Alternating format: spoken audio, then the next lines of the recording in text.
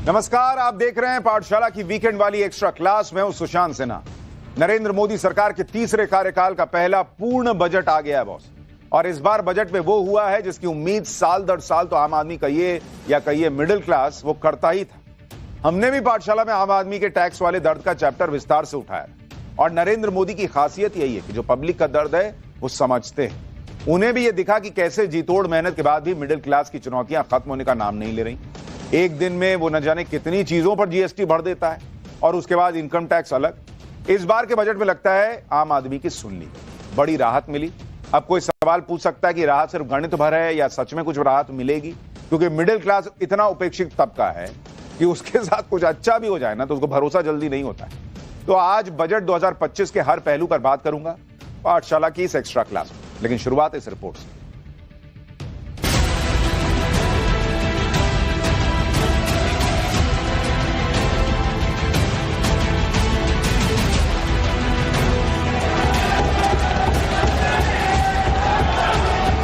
I am now happy to announce that there will be no income tax payable up to income of 12 lakh rupees.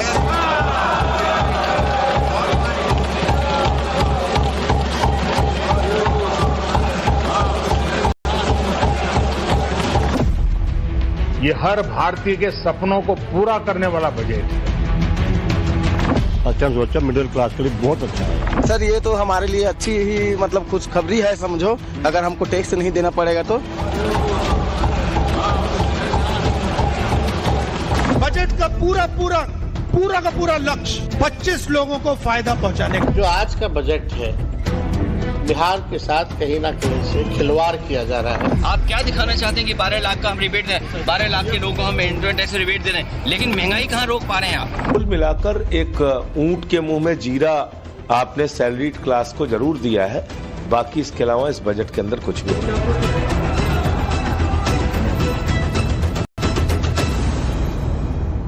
I propose to revise tax rate structures as follows: 0 to 4 lakh rupees nil, 4.8 lakh rupees to 4 to 8 lakh rupees 5%, 8 to 12 lakh rupees 10%, 12 to 16 lakh rupees 15%, 16 to 20 lakh rupees 20%, 20 to 24 lakh rupees 25%, and above 24 lakh rupees 30%. पाठशाला में हमने जो कहा वो वैसे का वैसा ही उतरा। मिडिल क्लास की दिक्कतों की चर्चा जो हमने की थी, उस चर्चा को जैसे पीएम मोदी ने संवेदनशीलता से सुना और मिडिल क्लास को अब तक की सबसे बड़ी राहत देते हुए मोदी सरकार और वित्त मंत्री निर्मला सीतारमण डिक्टेशन से पास हो गए।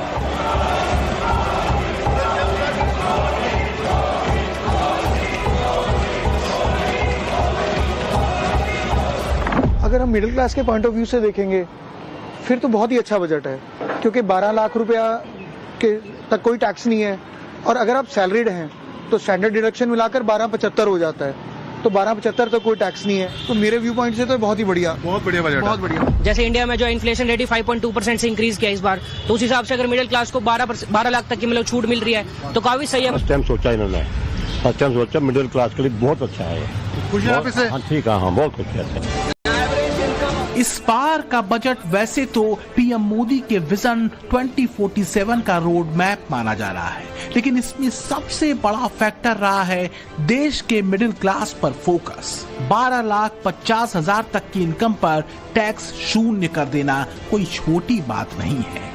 ये एक बड़ी राहत है जिसकी उम्मीद हर बजट में मिडिल क्लास करता रहा था, लेकिन राहत सिर्फ मिडिल क्लास के लिए नहीं बल्कि कई स्तरों पर देश के लोगों को बजट में मिली है, जिसमें मिडिल क्लास तो है ही, महिलाएं, बुजुर्ग, युवा, किसान और व्यापारी भी हैं, जिन पर इस बार के बजट में फोकस किया गया है ताकि उनका भविष्य आर्थिक रूप से और बेहतर हो।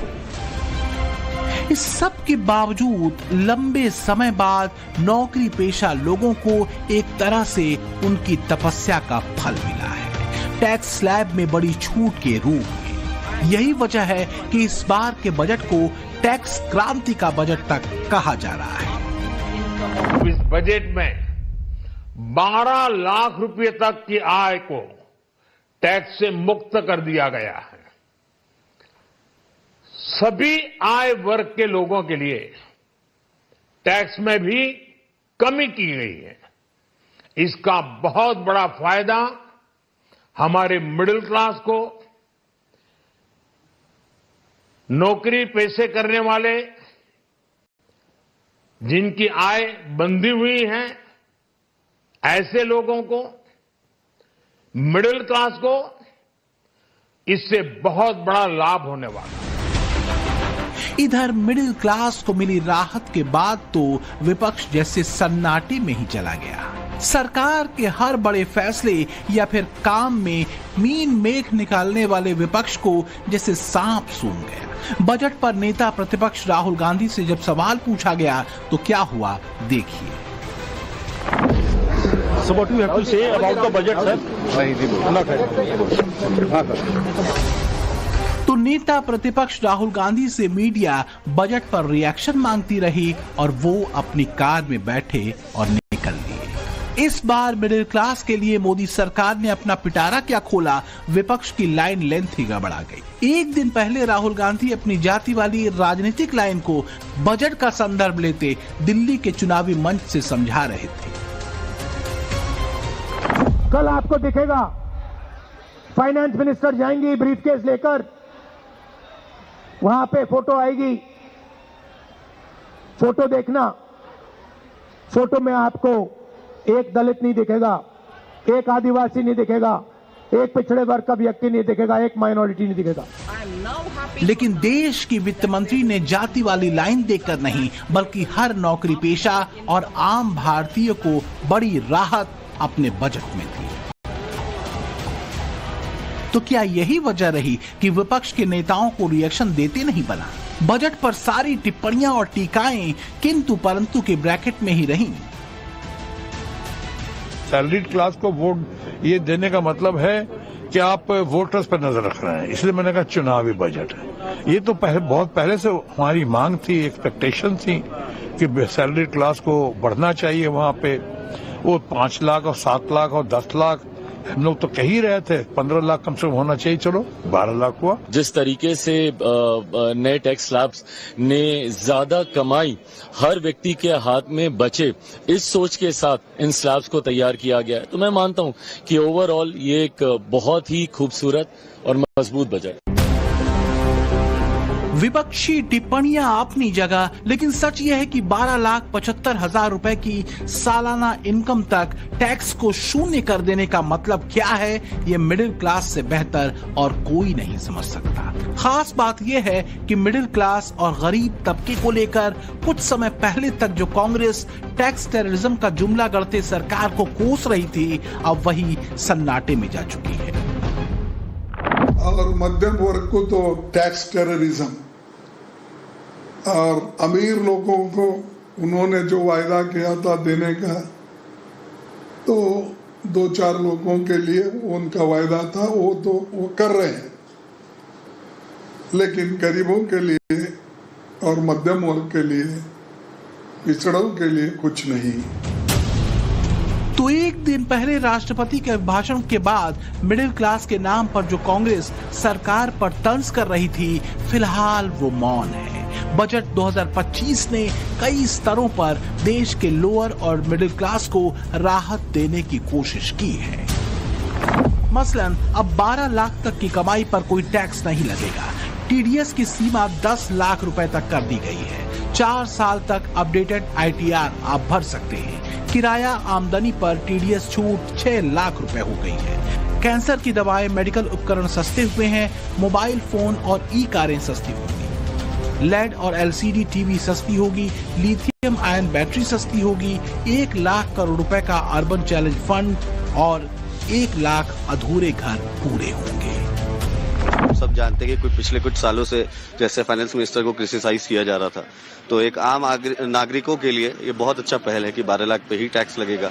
ये तो बहुत जरूरी था, क्योंकि सबसे ज्यादा मिडिल क्लास उनके लिए ये फायदेमंद रहेगा और उनको बहुत टाइम से डिमांड कर रही है मिडिल क्लास की, उनके लिए कुछ किया जाए, तो इस बार किया गया है। मायूस किया है बजट ने और किसानों को कुछ नहीं मिला। आपको लगता नहीं मिडिल क्लास को जो आपने टैक्स नहीं मिडिल क्लास, लेकिन मिडिल क्लास महंगाई कम चाहती है। अगर महंगाई कम नहीं होगी तो आप कितना भी रिबेट दे दोगे, मिडिल क्लास संपन्न नहीं होगी, उनकी जेब में कुछ पैसा नहीं पहुंचेगा।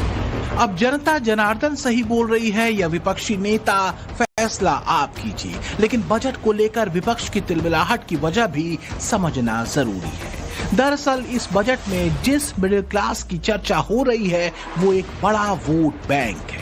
माना ये जाता रहा है कि यही क्लास देश की राजनीति में अच्छा खासा असर रखता है। इतना ही नहीं, यही क्लास देश का एक स्थिर टैक्स पेयर भी रहा है। चुनावों में इस मिडिल क्लास से वोट तो सभी लेते रहे हैं, लेकिन इसकी चिंता न करने के आरोप सत्ता पक्ष और विपक्ष दोनों पर ही लगते रहे। साल 2022 में people research India's consumer economy यानी प्राइस ने एक अनुमान लगाया था, जिसके मुताबिक मध्यम वर्ग का परिवार वो परिवार है जिसकी सालाना आय 5 लाख से 30 लाख के बीच है, जबकि 8 लाख सालाना कम आय वाले परिवार को केंद्र सरकार आर्थिक रूप से कमजोर वर्ग मानती है। People research India's consumer economy के मुताबिक देश में 2020-21 के बीच 31% आबादी मिडिल क्लास थी, यानी करीब 44 करोड़ लोग। जाहिर है इतने बड़े वर्ग को मिली राहत और पैसे की बचत कहीं न कहीं देश की इकोनॉमी को बूस्ट करेगी। ये वर्ग अपने जीवन को बेहतर करने के लिए पैसे खर्च करेगा। टैक्स से बचे पैसे का इस्तेमाल वो अपने बच्चों के बेहतर एजुकेशन से लेकर अपनी जीवन शैली को ऊपर उठाने तक ही करेगा। किसी भी देश के बेहतर भविष्य के लिए जरूरी है बेहतरीन शिक्षा, स्वास्थ्य और स्ट्रॉन्ग इकोनॉमी। बजट 2025 सिर्फ एक फाइनेंशियल ईयर के खर्चे का लेखा जोखा नहीं, बल्कि भारत के भविष्य के रोडमैप का एक अहम हिस्सा भी है। नई ग्लोबल चुनौतियों को देखते हुए किस तरह के प्रावधान इस बजट में दिखे, ये सवाल बड़ा इंपॉर्टेंट है। ग्लोबल मार्केट की डिमांड के मुताबिक जिस स्किल्ड मैन पावर की बात पीएम मोदी करते हैं, क्या उस प्रोफेशनल तबके को तैयार करने में यह बजट सफल होता दिख रहा है? अब इसको समझते हैं। इसमें कोई शक नहीं कि पीएम मोदी का फोकस भविष्य के भारत पर है। यही वजह है कि इस बार के बजट में युवाओं और महिलाओं के लिए भी खास रोड मैप दिखा और इसमें कुछ स्टेप्स बेहद महत्वपूर्ण हैं। जैसे स्टार्टअप के लिए 10,000 करोड़ रुपए का फंड बनेगा, 500 करोड़ रुपए से 3 AI एक्सीलेंस सेंटर बनेंगे, मेडिकल एजुकेशन में अगले 5 साल में 75,000 सीटें बढ़ेंगी, देश में 23 IIT में 6,500 सीटें बढ़ाई जाएंगी, मेडिकल कॉलेजों में 10,000 सीटें बढ़ेंगी, पीएम रिसर्च फेलोशिप के तहत 10,000 नई फेलोशिप दी जाएगी, देश में ज्ञान भारत मिशन शुरू होगा, 1 करोड़ मैन्युस्क्रिप्ट का डिजिटलाइजेशन होगा, पटना IIT में हॉस्टल सुविधा बढ़ाई जाएगी, make in India make for world को बढ़ावा दिया जाएगा, स्किल बढ़ाने के लिए 5 राष्ट्रीय स्तर के सेंटर बनाए जाएंगे। और इसलिए कहा जा रहा है कि वास्तव में बजट 2025 नए ग्लोबल ऑर्डर में भारत और भारतीयों की भूमिका को मजबूत करने वाला बजट है और इसका सूत्र एक ही है, मोदी का विजन 2047। प्रधानमंत्री मोदी का लक्ष्य है 2047 तक भारत को एक विकसित राष्ट्र बनाने का, लेकिन उससे पहले भारत को 5वें नंबर की अर्थव्यवस्था से आगे 3रे नंबर की अर्थव्यवस्था बनाने का भी टारगेट है। मतलब एक एक स्टेप है जिस पर चलकर भारत को दुनिया के मंच पर शानदार पहचान मिलनी है। वैसे बीते 1 दशक से ज्यादा वक्त से मोदी एरा बहुत कुछ हुआ भी, जिस भारत को दुनिया की 11वें नंबर की अर्थव्यवस्था बनाकर तत्कालीन यूपीए सरकार अपनी पीठ थपथपा दी, वही भारत दुनिया के 5वें नंबर की अर्थव्यवस्था बना तो मोदी राज में। लेकिन अभी लक्ष्य दूर है और लक्ष्य है देश की आजादी के 100वें साल में भारत के एक विकसित देश बनाने का। क्या इंफ्रास्ट्रक्चर से लेकर दूसरी सुविधाओं की तस्वीर इस बजट में बेहतर होती दिख रही है? ये रिपोर्ट देखिए। I propose to revise tax rate structures as follows: 0 to 4 lakh rupees nil,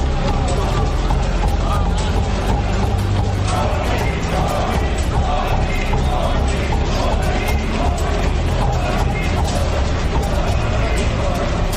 infrastructure status देने के कारण आत्मनिर्भर भारत अभियान को गति मिलेगी।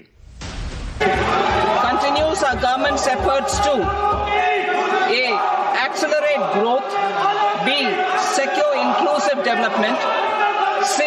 Invigorate private sector investments, D. Uplift household sentiments, and E. Enhance spending power of India's rising middle class.